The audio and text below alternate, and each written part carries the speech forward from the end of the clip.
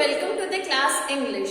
Students, today we are going to discuss about our poem that is The Last Bargain. And student, this poem is taken from your class 8 NCERT Honeydew book. And student, ये जो poem है The Last Bargain, which is written by Rabindranath Tagore. ये poem जो है रविंद्रनाथ टैगोर जी ने लिखी है. ये बहुत ही फेमस पर्सनालिटी है. आप सबने इनके बारे में सुना ही होगा बहुत अच्छे से. तो स्टूडेंट, उन्होंने ये पॉइंट राइट किए the last bargain. So hurry up, open your books, honeydew, page number 74, the last bargain. Clear? इसमें जो है वैसे लास्ट बार्गेन जो पोएम है इसमें बताया गया है कि बार्गेन मीन्स एक बच्चा है, ठीक है, उसकी इनोसेंट, उसकी सिंप्लिसिटी उनको इतनी अच्छी लगी जो उनको किसी भी चीज से मतलब वो उसको कंपेयर नहीं कर सकते. ना वो उसकी जितनी इनोसेंट है, जो सिंप्लिसिटी है, उसको वो किसी भी पावर से, मनी से कंपेयर नहीं कर सकते. Clear? So let's read it. A bargain is an agreement in which both parties promise to do something for each other. वो कह रहे बार्गेन जो होता है वो एक एग्रीमेंट होता है दोनों पार्टीज के बीच में. क्लियर? फॉर एग्जाम्पल, आपकी मदर वगैरह भी कहीं जाती हैं या फिर मान लो सब्जी भी परचेज करते हैं तो कई बार बार्गेनिंग कर लेते हैं ना कि नहीं भैया इतने की नहीं, इतने की देना. वो कहता है ना चलो छोड़ो ना, आपकी रही ना मेरी, इतने में ले जाओ. मीन्स क्या हुआ, दो पर्सन के बीच में एक एग्रीमेंट हुआ to do something. Clear? Someone is looking for work waiting to be hired. अब यहाँ पर कोई है जो वर्क को ढूंढ रहा है, कोई अपना काम ढूंढ रहा है और वेट कर रहा है कि कोई मुझे आए और हायर कर ले. He strikes a bargain but thinks it worthless. अब वो जो है उसने बार्गेन की, उसने फिर सोचा बार्गेन करते टाइम कि क्या ये वर्थलेस है. He tries twice again. उसने 2 बार और बार्गेनिंग करी. Clear? But doesn't like either. उसे कुछ भी दोनों में से पसंद नहीं आया. Finally in the last bargain, final आखिर में क्या हुआ, जो उसने लास्ट बार्गेन करी, when he is hired for nothing, whatever he is happy as never before. जब उसे हायर किया गया किसी भी चीज के लिए नहीं, ठीक है, when he is hired for nothing, whatever he is happy as never before. और उस टाइम वो इतना ज्यादा खुश हुआ ना जितना वो आज तक कभी नहीं हुआ. What is the bargain and why is it the best? कि बार्गेन क्या है और ये बेस्ट क्यों है. Clear? So let's read line by line summary of this poem. Come and hire me, I cried while in the morning, I was walking on the stone paved road. अब यहाँ पे एक स्पीकर है, basically poet है, जो walk कर रहा है, एक जो पत्थरों वाली रोड होती है उसके ऊपर वॉक कर रहा है, चल रहा है और बोल रहा है come and hire me, come and hire me, कि आओ और मुझे हायर करो. ठीक है? मॉर्निंग के टाइम पे वो रोड पर चल रहा था, जो पत्थरों वाली रोड होती है, और बोल रहा था कि come and hire me. Sword in hand the king came in his chariot. अब वो कहता है हाथ में तलवार लिए एक किंग आया अपने चैरियट में. चैरियट मीन्स अपने रथ में. He held my hand and said, उसने मेरा हाथ पकड़ा और बोला I will hire you with my power, मैं तुम्हें हायर करूंगा अपनी पावर से, जो उसके पास पावर है. But his power counted for naught, and he went away in his chariot. But जैसे ही क्या हुआ, अपना पोएट ने अपना हैंड किंग को दिया, फिर उसने सोचा कि अगर इसके पास पावर खत्म हो जाएगी तो मेरा भी अस्तित्व खत्म हो जाएगा. क्लियर?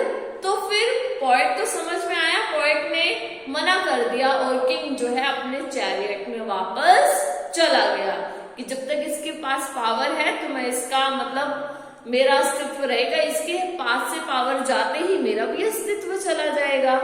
तो पोएट ने उस किंग को मना कर दिया। In the heat of the midday, the houses stood with shut door. अब वो होता है ना, दोपहर का समय होता है, जब गर्मियों का मौसम होता है, दोपहर का समय होता है, सबके दरवाजे बंद होते हैं ना। तो वो कह रहे हैं कि ऐसी दोपहर का टाइम था, बहुत गर्मी हो रखी थी, ठीक है, और वो जो है the houses stood with shut door, सारे हाउसेस जो थे वो बंद पड़े हुए थे। I wandered along the crooked lane, और वो कह रहा है मैं अकेला ही लाइन में जो है घूम रहा था। An old man came out with his bag of gold. फिर वो कहता है एक बूढ़ा सा आदमी आया, एक वो बैग ऑफ गोल्ड मतलब सोने के सिक्के भरे हुए थे बैग में। He pondered and said, I will hire you with my money. फिर उसने कहा मैं तुम्हें हायर करूंगा अपनी मनी से, मीन्स अपने पैसों से। He weighed his coins one by one, but I turned away. फिर वो कहता है कि वो ना मुझे कॉइन से तोलने लग गया। फिर मैंने सोचा कि जब इसके पास पैसे खत्म हो जाएंगे तो मेरा तो अस्तित्व ही खत्म हो जाएगा, मेरी तो कोई वैल्यू ही नहीं रहेगी। फिर पोएट ने उसको भी मना कर दिया और पोएट वहां से भी चला गया, ठीक है। आई टर्न अवे, ठीक है। इट वॉज इवनिंग, अब पोएट कह रहे इवनिंग का टाइम था, मीन्स शाम का समय था। The garden hedge was all flower, और एक फूलों से भरा हुआ गार्डन था। The fair made came out and said, एक बहुत ही फेयर लेडी बाहर निकली और बोली, I will hire you with my smile, कि मैं तुम्हें अपनी स्माइल से हायर करूंगी। Her smile पेल्ड and melted into tears, अब वो कहता है उसकी स्माइल फीकी पड़ गई और टीयर्स में मेल्ट हो गई, मीन्स आंसुओं में। And she went back alone in the dark, और वो खुद वापस चली गई कहीं डार्क में, अंधेरे में कहीं छुप गई। The sun glistened on the sand and the sea waves broke waverly, अब वो कह रहे जब सन की लाइट किरणें आती हैं और वो सैंड के ऊपर पड़ती हैं, रेत पे, तो वो कैसे मोतियों की तरह चमकने लग जाती है ना सैंड। और वो कह रहे sea waves broke waverly, waverly means अजीबोगरीब मैनर में, जिसे काउंट नहीं किया जा सकता। A child sat playing with shells, means sea के किनारे, ठीक है, एक बच्चा है जो शेल्स से, जो शंख होते हैं ना समुद्र के किनारे में जो शेल्स होते हैं, उनसे खेल रहा था। He raised his head and seemed to know me and said, वो कहता है उसने अपना सिर उठाया और मुझे इस तरीके से देखा जैसे वो मुझे पता नहीं कितने टाइम से जानता हो, और बोला, I hire you with nothing, कि मैं तुम्हें हायर करूंगा किसी भी चीज के लिए नहीं। From henceforward that bargain struck in child's play made me a free man. तब पोएट ने कहा उस बच्चे की जो बार्गेन है ना, उसकी जो इतनी सिंप्लिसिटी है, क्लियर, उसकी जो इनोसेंस है, मीन्स उसकी इनोसेंस पोएट को बहुत पसंद आई कि उसने मेरे को हायर किया अपनी इनोसेंस की वजह से, अपनी सिंप्लिसिटी की वजह से, जो कभी भी खत्म नहीं होगी, ठीक है। हमारी सिंप्लिसिटी, हमारी इनोसेंस कभी भी खत्म नहीं होगी, ठीक है, और पोएट का अस्तित्व भी रहेगा। तो पोएट को बच्चे की ये सिंप्लिसिटी, बच्चे की ये इनोसेंस बहुत अच्छी लगी, और पोएट को यही बार्गेन है जो लास्ट में बहुत प्यारी लगी, और वो है बच्चे की बार्गेन।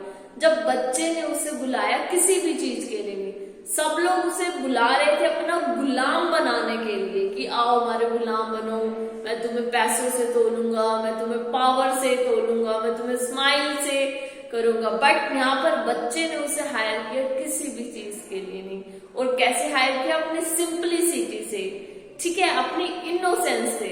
तो पोएट को ये बात बहुत पसंद आई, पोएट के दिल को बहुत छुई। और यहाँ पर हमारे पोएट कौन है, रविंद्रनाथ टैगोर। ठीक है, तो पोएट को ये बार्गेन जो है बच्चे की बहुत अच्छी लगी। तो स्टूडेंट और पोएट जो है उसकी बार्गेन में बस बच्चे की सिंप्लिसिटी में फंस गया इन द सेंस उसे इतनी प्यारी लगी उस बच्चे की सिंप्लिसिटी, उस बच्चे के इनोसेंस, जिसे उसने बच्चा उसको जानता भी नहीं था, उसने उसको ऐसे बुलाया जैसे वो उसको कई सालों से जानता हो। तो स्टूडेंट ये थी आपकी poem the last bargain. Who is the speaker in this poem? Rabindranath Tagore is the speaker in this poem. The king, sword in hand, suggest.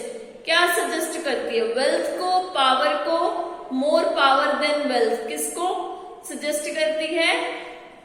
Power. Clear? तो स्टूडेंट ये थी आपकी poem the last bargain. I hope आपको अच्छे से समझ में आई होगी। तो student we will meet again in our next video. Till then bye.